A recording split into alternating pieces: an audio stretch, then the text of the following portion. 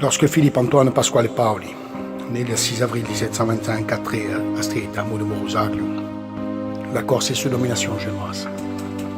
7 ans plus tard, une consulta des patriotes est fondée et proclame l'indépendance de la Corse. Jacinto Paoli rédige un projet de constitution dont le préambule décrète pour la première fois dans l'histoire de l'humanité: tous les hommes naissent libres et égaux en droit.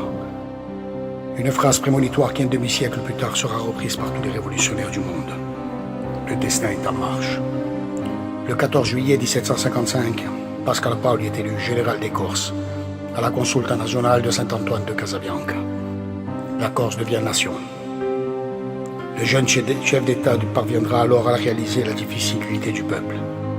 Il dote sa patrie d'une exemplaire constitution démocratique qui institue la séparation des pouvoirs et le vote des femmes, relance l'économie agraire, fait frapper monnaie, fonde à Corte, devenue capitale de la Corse, une université, et fait administrer une justice égale pour tous. En France, Voltaire, après Jean-Jacques Rousseau, lui dresse des louanges et prédise l'universalisation de son œuvre.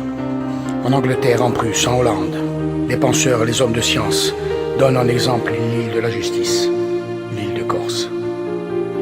C'est alors qu'en 1767, la France de Louis XV achète à la République de Gênes une prétendue suzeraineté sur la Corse et décide de mettre au pas son peuple frondeur.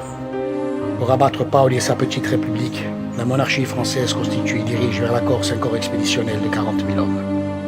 Et le 8 mai 1769, dans les flots du Golo à Ponte Novo, la Corse est défaite, conquise. Et dans une farouche résistance, elle demeura.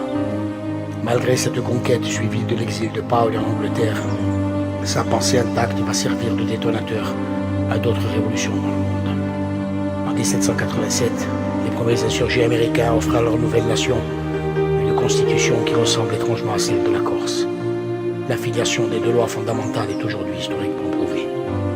En 1789, et par contre-coup, les révolutionnaires rédigeront la Déclaration des droits de l'homme et du citoyen. Aujourd'hui encore, aux États-Unis, on se souvient du rôle de Pasquale Paoli, l'inspirateur incontesté des Fils de la Liberté.